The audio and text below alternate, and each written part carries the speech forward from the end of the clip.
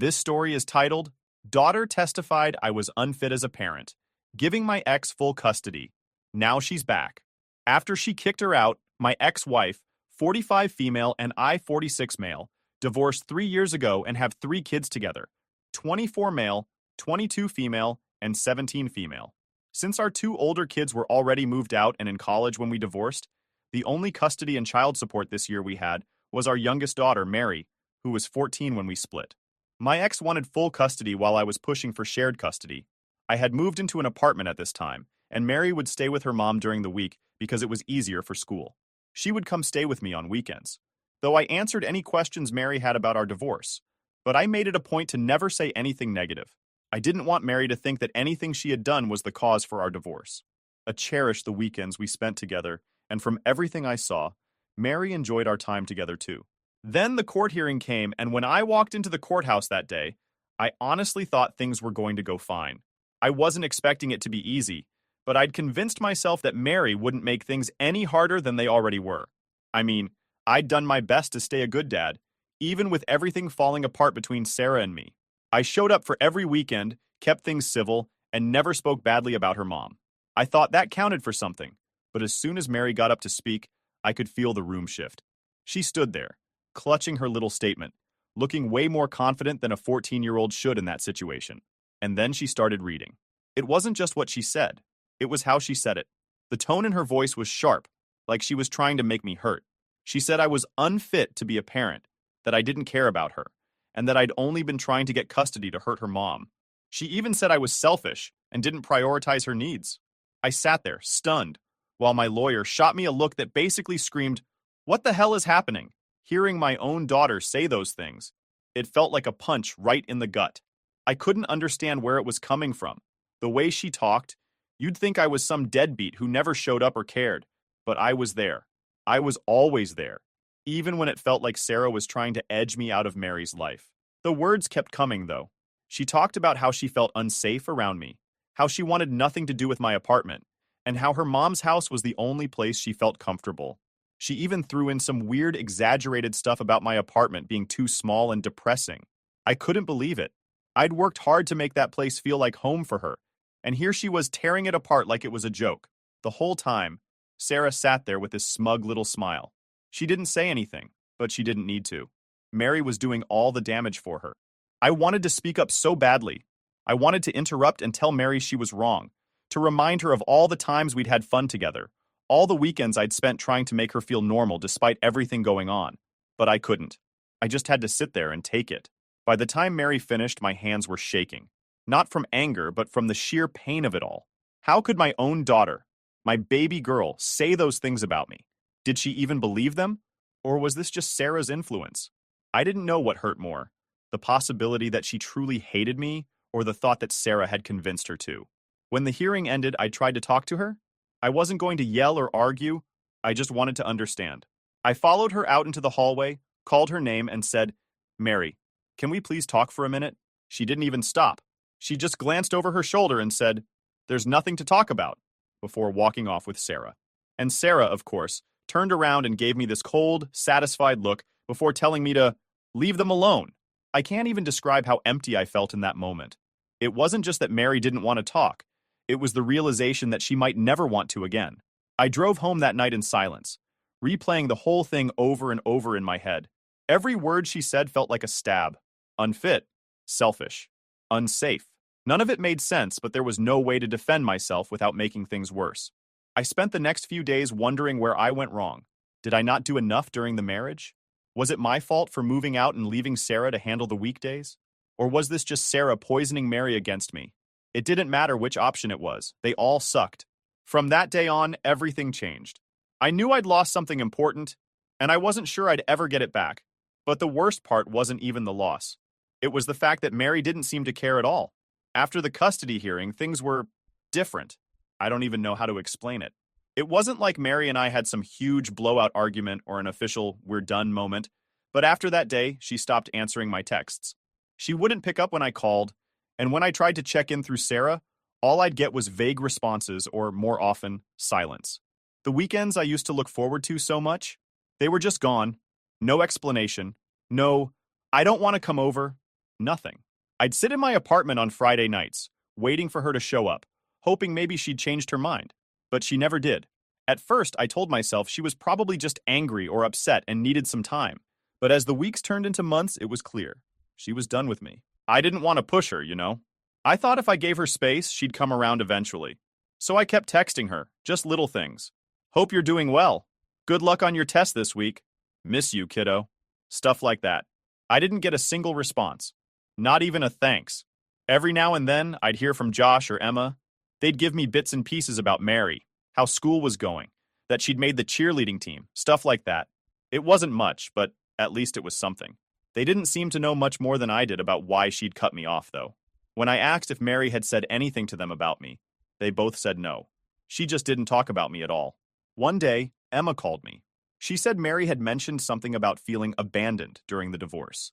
That caught me completely off guard. I mean, I fought tooth and nail for shared custody. How could she think I abandoned her when I was the one trying to keep us connected? I tried reaching out again after that. I sent her a longer text, saying how much I missed her and that I was sorry if she ever felt like I wasn't there for her. I told her I'd always be there if she wanted to talk, no matter what. And you know what I got? Nothing. It was like I didn't exist. At some point, Sarah stopped even pretending to keep me in the loop. Anytime I tried to ask about Mary, her grades, how she was doing emotionally, anything, Sarah would just shut me down. She's fine, she'd say, like that was supposed to be enough. It got to the point where the only connection I had to Mary was the child support payments I sent every month and the college fund I kept contributing to. I didn't stop, though. Even if she hated me, I wasn't going to give up on my responsibility as her dad. It wasn't all bad, though. Around this time, I started dating Lisa. She was a single mom with 3 kids of her own. And honestly, she was the first real bright spot in my life since the divorce. Lisa understood what I was going through. Her ex had made things messy for her, too. Her kids were great, and for the first time in a long time, I felt like I had some stability. But even with Lisa in my life, there was always this Mary-shaped hole I couldn't fill. Every time I saw her picture on social media or heard about her from Josh or Emma, it was like a reminder of how badly I'd failed. I kept thinking, what could I have done differently? How do I fix this? The thing is, I couldn't fix it. Not on my own, anyway. Mary had made her choice. She didn't want me in her life, and I didn't know how to change that without making things worse. So, I drifted. I focused on Lisa, her kids, my job. I told myself that if Mary wanted to reconnect, I'd be ready. Until then, I just had to accept that this was my reality. A father without his daughter, waiting for a relationship that might never come back. It had been 3 years since the custody hearing, and at this point, I had accepted that my relationship with Mary was practically non-existent. I wasn't happy about it, but what could I do? She didn't want me in her life, and I wasn't going to force my way in. Life was finally starting to feel normal again. I was settled in with Lisa, and her kids were great. They weren't replacements for my own kids, but being around them made things feel a little less empty. Lisa and I had a good thing going, and I was happy for the first time in a long while. Then one night, completely out of nowhere, I got a call from Mary. I stared at my phone for a second, almost not believing it. I hadn't heard her voice in over a year. Part of me wanted to let it go to voicemail. I mean, what could she possibly want now? But of course I picked up. "Dad," she said, and immediately I could tell she'd been crying. Her voice cracked like she was trying to hold it together, but it wasn't working. "What's wrong?" I asked, already feeling that knot in my stomach.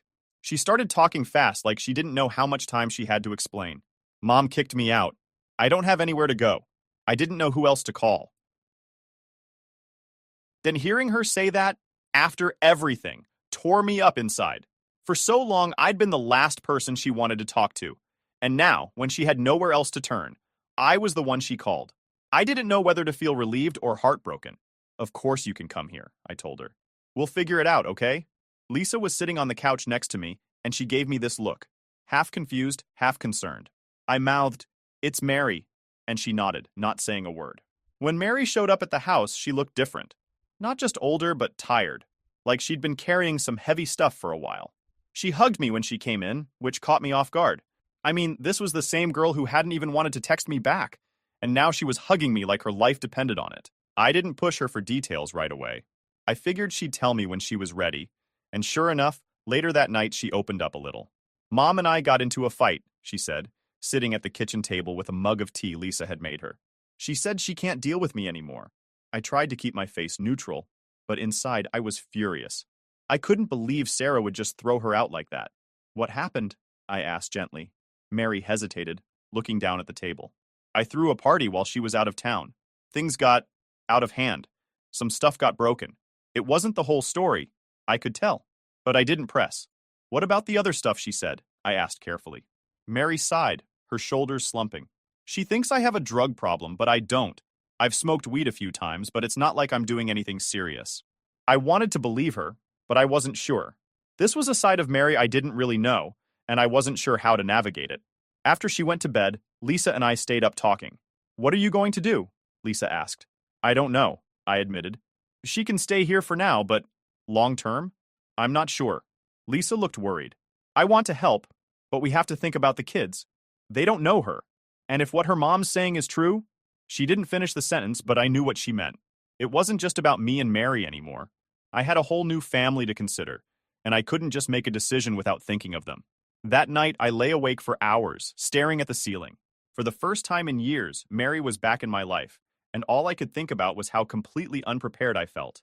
I wanted to help her, but I had no idea what that was supposed to look like. All I knew was that the next few days were going to be some of the hardest I'd ever faced. The next morning, after Mary had slept in a bit, I decided to get more clarity on what had happened. It wasn't like I wanted to grill her or anything, but if I was going to figure out how to help her, I needed to know the full story. Hey, Mary, I said, as she sat down at the kitchen table for breakfast. Lisa had already taken her kids to school, so it was just the two of us. I don't want to push, but can you tell me more about what happened with your mom? She avoided my eyes, stirring her cereal for way too long before answering. I told you, Dad.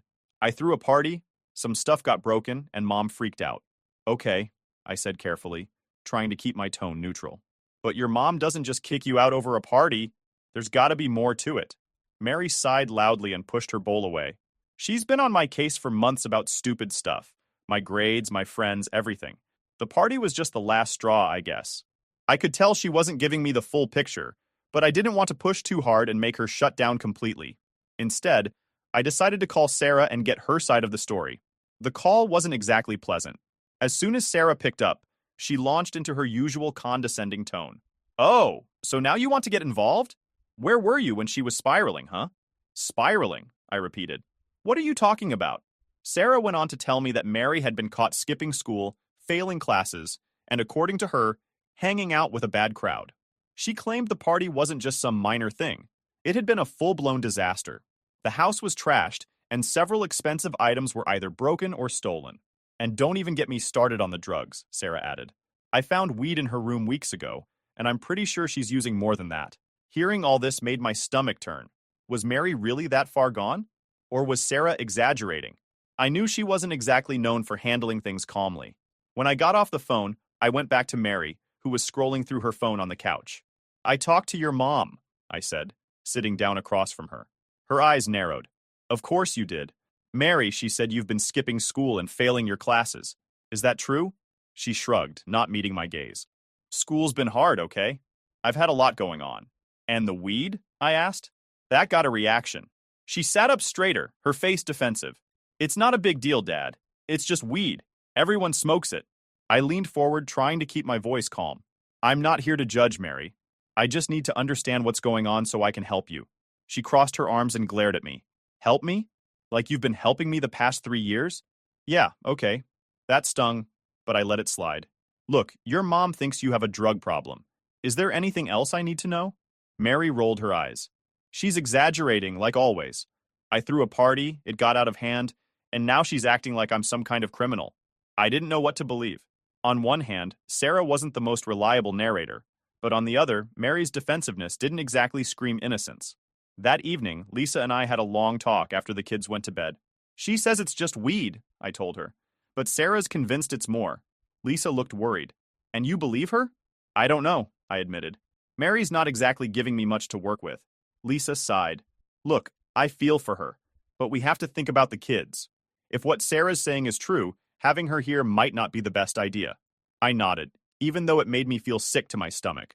The idea of turning Mary away after she'd finally come to me for help felt wrong. But Lisa had a point. Her kids didn't know Mary at all, and the last thing I wanted was to bring chaos into their lives. The truth was, I felt completely stuck. Mary needed help. Real help. But I didn't know if I could give it to her. And with Lisa's concerns hanging over me, I started to wonder if I was in way over my head. The next day, I knew it was time to make a call. Mary was still at the house, acting like nothing was wrong. She was on her phone most of the time, barely speaking to me or Lisa unless she needed something. The tension in the house was thick. Lisa was trying to keep things normal for her kids, but I could tell she was worried. After the kids went to bed, Lisa and I sat down in the kitchen. "We need to decide what we're doing here," Lisa said, her voice low but firm. "I want to help her. I really do. But she can't just stay here indefinitely." I nodded, staring at the table. I'd been running scenarios in my head all day, and none of them felt right. "I know," I said, "but I don't know where else she's supposed to go. She's my daughter, Lisa. How do I just tell her no?" Lisa sighed, rubbing her temples. "I get it, I really do. But you have to think about what this means for the rest of us. She's 17, and she's obviously going through something serious. I'm worried about what kind of influence she could have on the kids." She wasn't wrong. As much as it hurt to admit, Lisa's kids were my responsibility too now. They didn't ask for any of this, and I couldn't risk them being dragged into Mary's problems. "I'll talk to her," I said finally, "but it's not going to be easy." That night, I knocked on Mary's door. She was lying on the bed scrolling through her phone, barely looking up when I came in. "What?" she asked, her tone cold and dismissive. "Mary, we need to talk," I said, sitting down on the chair by the desk. She rolled her eyes and sat up, crossing her arms. "Let me guess. Mom called you again, and now you're going to lecture me?" "No," I said, trying to keep my voice steady. "This isn't about your mom. It's about what happens next." Her face immediately hardened. "What's that supposed to mean?" I took a deep breath, already feeling the weight of what I was about to say. "Mary, you can't stay here long term. This house isn't set up for that. And with everything going on, I just don't think it's the right environment for you." Her mouth dropped open, and for a second, she just stared at me. Then the anger hit. "Are you serious?" she snapped. "You said you'd help me. You're my dad, and you're just going to throw me out? Again?" "I'm not throwing you out," I said, trying to keep my tone calm. "I want to help you, but I don't think this is the best place for you right now. We can look into other options, maybe counseling or a program that can give you the support you need." "Oh my God," she cut me off, standing up. "You really don't get it, do you? I don't need some stupid program. I just need a place to stay, and you can't even do that for me?"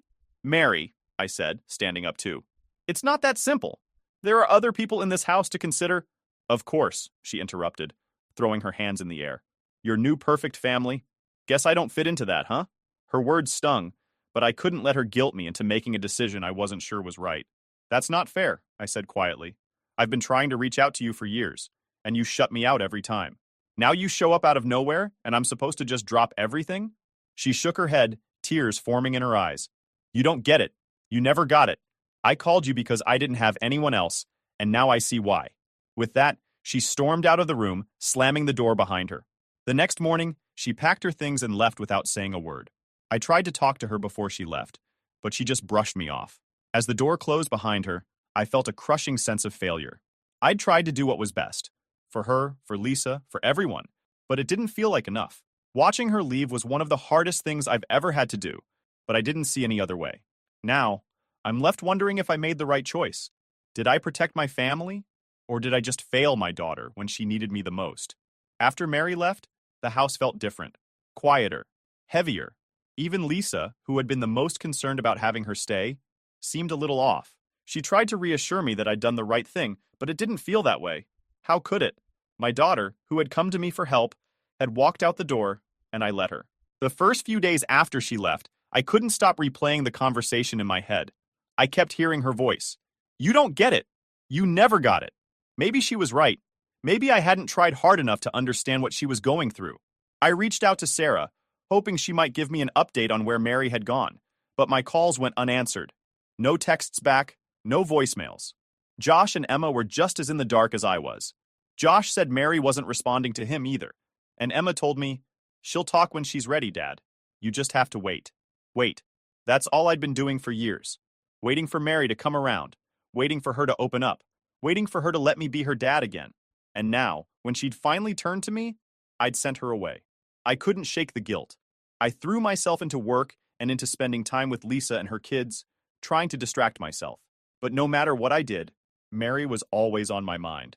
At night, when the house was quiet, I'd sit in the living room and wonder where she was, what she was doing, and if she was okay. I kept thinking about the last few years, how our relationship had fallen apart, and all the missed chances to fix it. Maybe if I'd pushed harder back then, this wouldn't have happened. Maybe if I'd fought more for shared custody, or refused to let Sarah have so much control, Mary wouldn't have drifted so far away. But maybe doesn't change anything. It's just noise. A couple of weeks later, I got a text from Josh. Hey Dad, heard from Mary. She's back at Mom's. Doesn't want to talk about what happened. It was a relief to know where she was, but it didn't make me feel much better. She was back in the same situation that had driven her to call me in the first place. What if it just happened again? I tried texting her. Just something simple. Hey Mary, I'm glad you're safe. Please let me know if you need anything. I'm always here. No response. Lisa did her best to comfort me, but even she struggled to find the right words. One night, after the kids were in bed, she said, "You can't beat yourself up forever, you know. You tried to help her, but you also had to think about what was best for everyone." I know, I said, staring at the floor. But she's still my kid. I should have done more. Lisa sat down next to me. You can't pour from an empty cup. You've been doing everything you can, and at some point, Mary has to meet you halfway. It sounded reasonable, but it didn't feel that way. As a parent, you're supposed to show up no matter what. But when she finally needed me most, I'd sent her back to the same place that had hurt her. Months went by, and things started to settle back into a routine. I kept texting Mary every now and then, even though I never got a reply. Josh and Emma visited more often, but whenever I asked about Mary, they'd change the subject, or shrug like they didn't know what to say. I've spent a lot of time thinking about what I could have done differently. Should I have fought harder to keep her at my house? Should I have ignored Lisa's concerns and focused solely on Mary? Or would that have caused even more damage in the long run? The truth is, I don't know. Maybe I'll never know. All I can do now is keep trying, keep reaching out, keep showing up, and hope that one day, Mary will let me back into her life. Until then, I'm stuck in this limbo, regretting the past, unsure about the future, and wishing I'd done better when I